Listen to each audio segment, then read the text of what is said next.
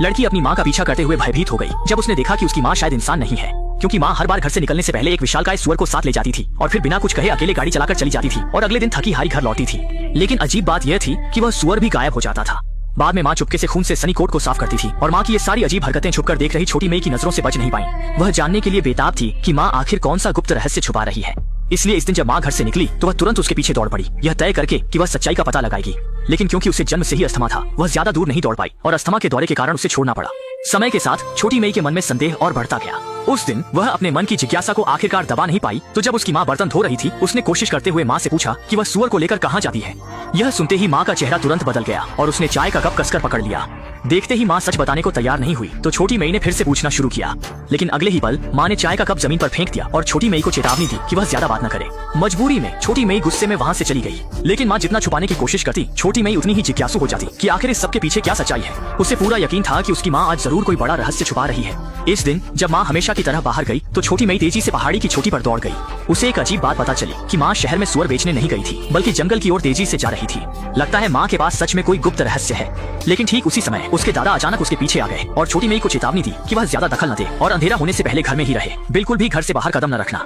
छोटी मई मजबूरी में घर लौट आई, लेकिन उसे बिल्कुल भी उम्मीद नहीं थी कि इस दिन माँ अपने 6 महीने से गायब पिता को वापस ले आई। और उसे और भी डरावना लगा जब उसने देखा कि उसके पिता के शरीर पर घाव थे और उनका चेहरा बहुत खराब था। छोटी मई ने पिता की स्थिति देखने के लिए घर में जाने की कोशिश की, लेकिन माँ ने उसे बाहर ही रोक दिया। लेकिन आधी रात को छोटी मई अपने मन की जिज्ञासा को दबा नहीं पाई। वह धीरे धीरे अपने माता पिता के कमरे के दरवाजे के पास गई, लेकिन तभी माँ बाहर आ गई। छोटी मई को तुरंत कोने में छुपना पड़ा। जब तक माँ पूरी तरह से दूर नहीं चली गई तब तक उसने हिम्मत करके धीरे धीरे वापस आकर दरवाजे की दरार से कमरे के अंदर पिता की स्थिति देखने की कोशिश की, लेकिन अचानक अगले ही पल यह देखकर वह डर के मारे कांपते हुए बदहवास हो गई। इस घटना के बाद वह फिर कभी अपने माता पिता के कमरे में झांकने की हिम्मत नहीं कर पाई। लेकिन आधी रात को उसने अपने माता पिता के कमरे से एक डरावनी चीख सुनी। संदेह के साथ छोटी मई धीरे धीरे सीढ़ियों से नीचे उतरी और देखा कि उसके माता पिता का दरवाजा खुला था। लेकिन जब वह कमरे में गई तो उसने देखा कि उसके पिता पसीने से तरबतर होकर पूरे शरीर से कांप रहे थे। छोटी मई ने चिंतित होकर पूछा कि पिता को क्या हुआ, लेकिन अगले ही पल उसे एहसास हुआ कि वह सिर्फ एक बुरा सपना था और इस समय उसे भी मानो कुछ समझ में आ गया। तभी माँ सुअर को लेकर बाहर जाने वाली थी। अपने मन की धारणा को सत्यापित करने के लिए उसने ऑक्सीजन सिलेंडर लेकर पीछा किया। इस बार वह किसी भी कीमत पर पता लगाना चाहती थी कि माँ आखिर किस रहस्य को छुपा रही है। जल्दी ही माँ ने गाड़ी को जंगल में ले जाकर रोक दिया, लेकिन छोटी मई को बिल्कुल भी उम्मीद नहीं थी कि माँ ने पिता को भी साथ लाया था। इसके बाद माता पिता दोनों सुअर को पकड़कर धीरे धीरे जंगल के भीतर चले गए और उनका गंतव्य था जंगल के भीतर स्थित एक छोड़ा हुआ महल। हालांकि यह महल थोड़ा डरावना था, लेकिन सच्चाई जानने के लिए छोटी मई ने हिम्मत करके पीछा किया। महल के अंदर से सुअर की चीखें सुनाई देने लगी और जल्दी ही छोटी मई आवाज का पीछा करते हुए एक लोहे के दरवाजे के सामने पहुंच गई। लेकिन जो दृश्य उसने देखा उसने उसे स्तब्ध कर दिया। उसने देखा कि उसके पिता ने अपने कपड़े उतार दिए थे और फिर घुटनों के बल बैठ गए और माँ ने उनके गले में एक बड़ी लोहे की जंजीर डाल दी, जैसे कि कोई अजीब रस्म हो रही हो। जैसे ही समय पूर्णिमा की रात में आया, माँ ने जल्दी से पिता को बंदी बनाने वाले पिंजरे से बाहर निकाल दिया, लोहे के दरवाजे को मजबूती से बंद कर दिया और पीछे मुड़कर बिना देखे पीछे हट गई। इस मौके का फायदा उठाकर छोटी मई ने चुपके से लोहे के दरवाजे की दरार से अंदर घुस गई। तभी माँ ने छोटी मई को देखा और चिल्लाई कि वह तुरंत बाहर आ जाए, लेकिन अब छोटी मई ने बिल्कुल भी नहीं सुना। वह इस बार सब कुछ जानने के लिए दृढ़ थी। इसी बीच पूरे महल में सुअर की चीखें गूंजने लगी, लेकिन जब वह पास पहुंची तो उसने एक बेहद डरावना दृश्य देखा। उसके पिता एक भयानक वेयरवुल्फ में बदल गए थे और यह देखकर वह वहीं जड़ हो गई। संकट के समय माँ समय पर अंदर आई और उसे बाहर ले गई, लेकिन छोटी मई फिर भी अस्थमा के दौरे के कारण बेहोश होकर गिर गई। अच्छा हुआ कि माँ ने समय पर उसे ऑक्सीजन दी, तभी उसकी जान बच पाई। अगले ही दिन सुबह पिता चेहरा मुरझाए हुए कुर्सी पर बैठे थे। वह नहीं जानते थे कि बेटी को यह सब कैसे समझाएं और छोटी मई गुस्से में अपने कमरे में लौट गई और पिता द्वारा दिए गए सभी कपड़े फाड़ दिए। वह यह स्वीकार नहीं कर पा रही थी कि उसके पिता एक राक्षस हैं। लेकिन आधी रात को उसने देखा कि कोई उसके कमरे के दरवाजे पर दस्तक दे रहा है। सोचा भी नहीं था कि वह उसके अपने दादा थे।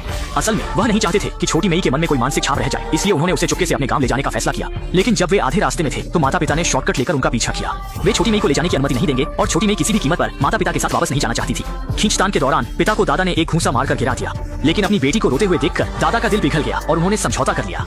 इस तरह छोटी मई को फिर से माता पिता के पास ले जाया गया और पिता ने छोटी मई के संदेह को दूर करने के लिए उसे उस रात के महल में ले गए और फिर उसे परिवार के उस अज्ञात रहस्य के बारे में बताया। असल में उनके परिवार पर एक श्राप था और जैसे ही परिवार के सदस्य वयस्क होते हैं, पूर्णिमा की रात को वे वेयरवुल्फ में बदल जाते हैं और जब वह वेयरवुल्फ में बदल जाता है तो खून का प्यासा और हिंसक हो जाता है। छोटी मई को चोट न पहुंचे इसलिए वे इतनी दूर दराज से महल तक आते थे, क्योंकि हर बार वेयरवुल्फ बनने पर वह जीवित प्राणी को खाने की इच्छा करता था, इसलिए माँ एक सुअर लाती थी। इससे उसकी पशु प्रवृत्ति संतुष्ट होती थी और वह पेट भर खा सकता था। पिता ने कहा कि वह भी वेयरवुल्फ नहीं बनना चाहते थे, लेकिन यह परिवार का श्राप था और वह इसके खिलाफ कुछ नहीं कर सकते थे। पिता के पछतावे को देखकर छोटी मई ने भी पिता की मजबूरी को समझा और फिर पिता की बाहों में समा गई। धीरे धीरे इस तरह के राक्षस पिता को स्वीकार कर लिया। लेकिन यह खुशी ज्यादा दिन नहीं चली, क्योंकि रोज रोज की आपूर्ति में घर के सारे सुअर जल्दी ही खत्म हो गए। मजबूरी में माँ को फिर से अपने पति को महल ले जाना पड़ा और उसकी गर्दन में जंजीर डाल दी। वह सोच रही थी कि इस रात पति को केवल भूखा रहना पड़ेगा और कोई समस्या नहीं होगी। लेकिन इस रात का चांद बहुत चमकीला था और यह 100 साल में एक बार आने वाला रक्त चंद्रमा था। दादा अच्छी तरह जानते थे कि आज रात बदले हुए वेयरवुल्फ को और ताकत मिलेगी। वह पहले से भी ज्यादा हिंसक और खूनी होगा। जंजीर और जेल मजबूत वेयरवुल्फ को बिल्कुल भी नहीं रोक सकते। इसलिए उन्होंने सभी दरवाजे और खिड़कियां मजबूती से बंद कर दी ताकि कोई त्रासदी न हो। लेकिन इसके बावजूद आधी रात 12 बजे के बाद वेयरवुल्फ पिता फिर भी समय पर मारने आ गया। वेयरवुल्फ को घर में घुसने से रोकने के लिए माँ ने दरवाजे के बाहर जोर से चिल्लाया। उम्मीद थी कि वेयरवुल्फ पति को डांट कर भगा देगी, लेकिन इस समय वेयरवुल्फ पूरी तरह से मानवता खो चुका था। थोड़ी देर में ही दरवाजा तोड़कर अंदर आ गया। दादा ने देखा और रोकने की कोशिश की, लेकिन वेयरवुल्फ ने एक ही बार में उसे गंभीर रूप से घायल कर दिया। वेयरवुल्फ धीरे धीरे घर के अंदर आ रहा था। माँ और बेटी अलमारी में छिपकर कांप रही थी। एक आवाज भी नहीं निकालने की हिम्मत नहीं थी। सौभाग्य से वेयरवुल्फ की नजरें अच्छी नहीं थी। उसने अलमारी में छिपी माँ और बेटी को नहीं देखा। जब वेयरवुल्फ कहीं और खोजने गया, तब माँ और बेटी सावधानी से बाहर निकली। तेजी से बाहर भागकर कार में बैठकर इस खतरनाक जगह से निकलने की तैयारी करने लगी। लेकिन तभी माँ को याद आया कि गंभीर रूप से घायल दादा अभी भी घर में है। इसलिए उसने छोटी मेई को कार में रहने दिया और खुद घर वापस चली गई। जब वह पिता को लेकर निकलने की तैयारी कर रही थी, पिता दर्द से चिल्ला उठा। वेयरवुल्फ जल्द ही आ जाएगा। ये जानकर वह जल्दी से पिता को लेकर तहखाने में छिप गई। जल्द ही वेयरवुल्फ उनके ऊपर आ गया। वेयरवुल्फ से बचने के लिए दोनों सावधानी से रेंगते हुए आगे बढ़े, लेकिन तभी माँ का हाथ गलती से चूहे के जाल पर लग गया।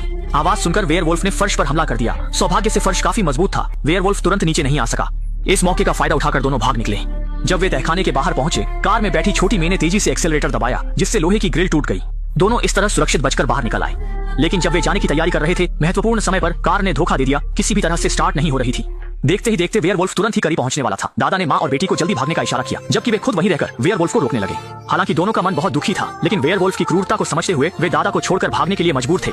कितनी दूर चले गए, माँ और बेटी ने सोचा कि अब वे सुरक्षित हैं, लेकिन यह उनकी गलतफहमी थी। बहुत जल्दी भूखा वेयरवुल्फ उनका पीछा करते हुए आ गया।